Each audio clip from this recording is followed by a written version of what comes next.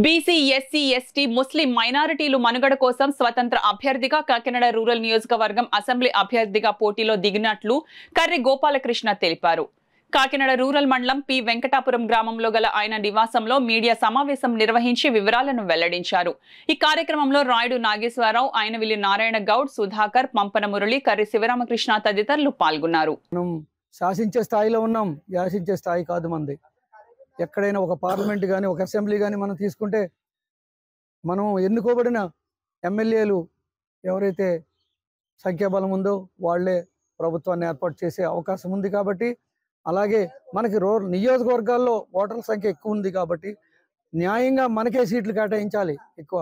ఇప్పుడు ఈ Kakinada rural assembly నియోజకవర్గం నుంచి నేను ఒక పిలిపిస్తున్నాను. రాష్ట్ర వ్యాప్తంగా ఉన్న అన్ని నియోజకవర్గాల్లో బీసీ నియోజకవర్గాలు ఏవైతే ఉన్నాయో అన్ని నియోజకవర్గాలకు ఒక పిలిపిస్తున్నాను.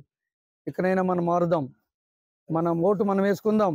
మన బీసీలకి ఎక్కడైతే సీట్లు ఇవ్వలేదో, సంఖ్యాబలం ఉండి ఓటర్ సంఖ్య ఎక్కువ ఉండి అక్కడ కూడా అందరూ కూడా మన ఇండిపెండెంట్ అభ్యర్థుల్ని నెగ్గించుకుందాం. మరీ ముఖ్యంగా మన కాకినాడ రూరల్ అసెంబ్లీ నియోజకవర్గానికి సంబంధించి నేను మన జాతి పెద్దలు అందరి సహకారంతో నేను మీ ముందుకు వచ్చాను. నాకు సహకరించి నన్ను బలపరిచి ముందుకు నడిపిస్తారని ఆశిస్తున్నాను. నా గుర్తు ఉంగరం. మేము బీసీలు అందరూ కలిసి ఈ 2024 అసెంబ్లీ ఎలక్షన్లో మా మిత్రుడు సహోదరుడైనటువంటి బీసీల పక్షపాతి అయినటువంటి కర్రి గోపాలకృష్ణ గారిని ఎమ్మెల్యేగా నిలబెట్టడం జరిగింది. భవిష్యత్తులో ఇంత పెద్ద ఉద్యమకారుడి కింద బీసీల సమస్యలపై పోరాటాలు చేస్తారని, బీసీల్ని చైతన్యవంతులు చేస్తాడని, కాంశీరామ్ ఆలోచనలు పునికి పుచ్చుకుంటాడని ఆ ఉద్దేశాలతోటి మేము కర్రి గోపాలకృష్ణ గారిని బలపరుస్తూ మేమందరూ కూడా ఆయన వెనక ప్రయాణం చేస్తున్నాం.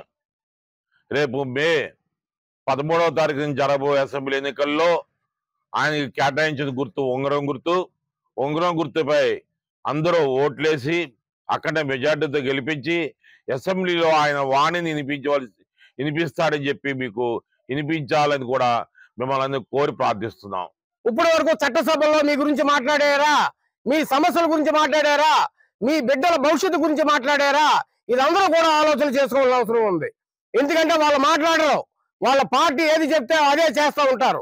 కానీ ఈవేళ మీ గురించి నేను చట్టసభల్లో నిర్ణయాధికారాలు చేయడానికి, చట్టసభల్లో బీసీ బహుజనుల గురించి మాట్లాడడానికి నేను ముందుకు వచ్చాను. మీరందరూ కూడా ఓట్లేసి నన్ను గెలిపించండి అని వేళ మన ముందుకు వచ్చినటువంటి కర్రి గోపాలకృష్ణ గారిని గెలిపించుకుని చట్టసభలకు పంపించవలసిన బాధ్యత ప్రతి బహుజనుడి మీద, బీసీ వ్యక్తి మీద ఉంది. ఈవేళ ఆధిపత్య కులాలకు గుణపాఠం చెప్పాలంటే మనం ఒక ఓటు రూపంలోనే చెప్పాల్సిన అవసరం ఉంది. ఈ విషయం ప్రతి ఒక్క బీసీ బహుజనుడు గుర్తెరిగి ఉంగరం గుర్తు మీద ఓటేసి అత్యధిక మెజార్టీతో కర్రి గోపాలకృష్ణ గారిని గెలిపించి మన ఆత్మ గౌరవాన్ని, మన ఆత్మవిశ్వాసాన్ని బలపరుస్తారని మీ అందరికీ కూడా నేను తెలియజేస్తున్నాను.